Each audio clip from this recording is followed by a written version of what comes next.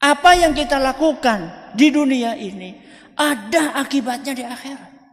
Apalagi seandainya yang kita lakukan itu adalah perbuatan zalim. Dan itu sayangnya sering terjadi terhadap orang-orang yang sangat dekat dengan kita. Seperti yang tadi saya sampaikan, anak mendolimi orang tuanya, orang tua mendolimi anaknya, suami mendolimi istrinya, istri mendolimi suaminya, adik mendolimi kakaknya, kakak mendolimi adiknya. Betapa banyak kejadian itu di dunia nyata. Ketahuilah jamaah yang kami hormati, bahwa perbuatan zalim itu akibatnya mengerikan di dunia dan di akhirat. Mari kita dengarkan apa yang dituturkan oleh ibunda kita Ummul Mukminin Aisyah radhiyallahu anha. Beliau bercerita, pada suatu hari ada seorang pria duduk di hadapan Nabi kita Muhammad sallallahu alaihi wasallam. Untuk apa? Ternyata beliau pengen konsultasi tentang budak-budak yang dimilikinya. Dan budaknya itu enggak satu dua, budaknya banyak. Tapi kata pria itu, sayangnya budak-budak saya ini selalu bikin masalah. Bikin apa, Bu? Masalah.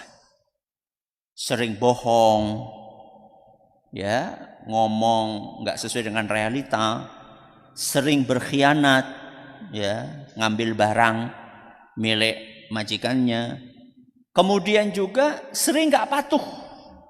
Ya, sering tidak patuh. 1 bohong, 2 khianat, 3 tidak patuh. Terus kata pria itu, maka aku pun sering emosi. Ya, aku maki-maki dia dan aku pukuli budakku itu. Lama kelamaan karena itu sering terjadi, maka pria ini pun lantas bertanya-tanya tentang hal yang selama ini dia lakukan terhadap budak-budaknya. Pertanyaan itu dilontarkan kepada Nabi SAW. Wahai Rasul, cerita tentang perilaku budaknya dan apa yang dia lakukan kepada budaknya. Wahai Rasul, kira-kira nanti di akhirat seperti apa pertanggungjawabanku di hadapan Allah? Inilah yang seharusnya dipikirkan oleh kita masing-masing. Jadi pria ini, majikan ini, itu contoh yang baik buat kita. Contoh yang baik untuk introspeksi diri. Maka apa jawaban Nabi SAW? Wahai fulan, nanti di akhirat perbuatanmu dan perbuatan budakmu akan ditimbang. Perbuatan-perbuatan buruk budakmu akan ditimbang. Hukuman yang kamu timpakan juga akan ditimbang. Lalu dilihat, ada 3 kemungkinan. Ada 3 kemungkinan. Kemungkinan yang pertama, hukumanmu sepadan. Hukumanmu sepadan. Sepadan dengan apa? Dengan kesalahan budakmu. Ditimbang sepadan. Kalau sepadan, kata Nabi SAW, enggak masalah. Enggak masalah. Kamu enggak dapat dosa, juga enggak dapat pahala. Atau kemungkinan yang kedua, kata Nabi SAW, hukumanmu lebih ringan. Dari apanya? Dari kesalahan budakmu. Kalau seperti itu nanti, maka kamu berpotensi untuk dapat pahala. Masya Allah. Dapat apa? Pahala. Jadi kekurangan hukumannya itu, ya kan lebih ringan ya, nggak sepadan ya, lebih ringan. Harusnya tambahin lagi. Tapi yang ini nih, kelebihan ini, keringanan ini akan diwujudkan insya Allah dalam bentuk apa? Pahala. Yang ketiga, ini yang paling mengerikan. Apa yang ketiga? hukuman yang kamu berikan lebih berat daripada kesalahan yang dilakukan oleh budak. Maka kata Nabi SAW, kalau sampai hukumanmu lebih berat daripada kesalahan budakmu, maka yang terjadi saat itu pahalamu akan dicabut. Kenapa? Pahalamu akan dicabut. Buat siapa? Buat budak-budak yang kamu zolimi di dunia.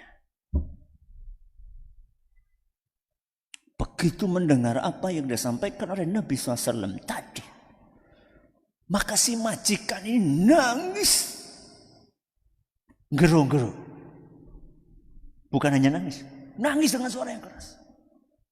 Karena apa? Karena memikirkan, wah, berarti nanti pahalaku habis dong. Karena bisa jadi yang aku zolimi ini bukan 1, 2. Budakku kan banyak.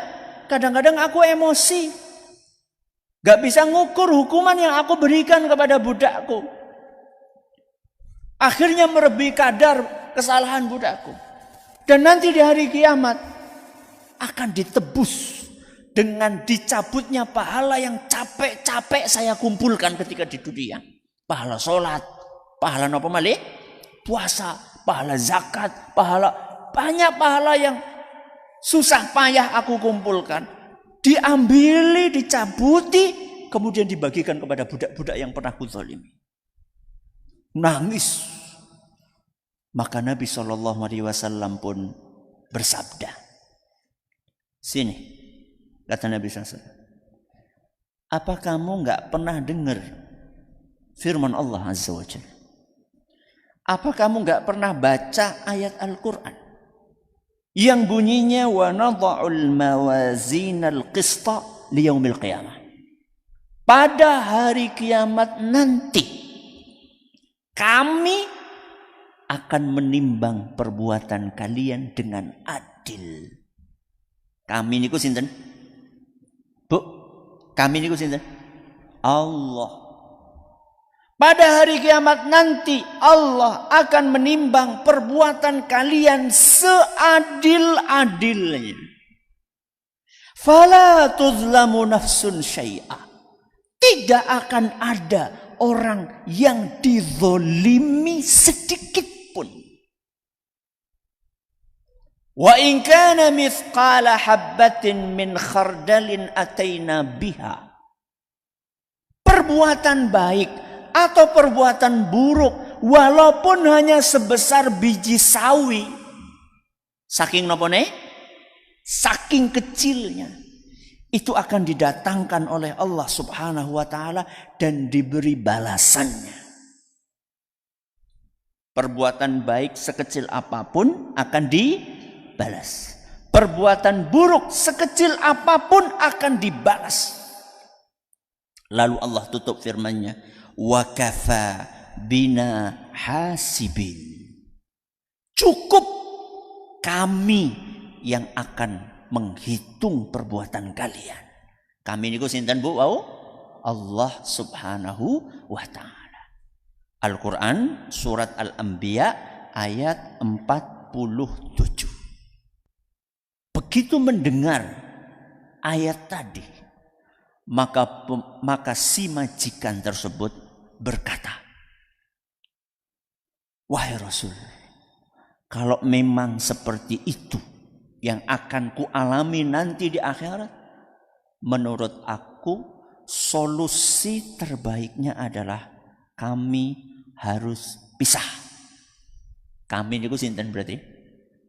Majikan dengan siapa? Budak-budak. Maka wahai Rasul, engkau menjadi saksi. Saksikan wahai Rasul, mulai detik ini seluruh budakku ini aku merdekakan semuanya.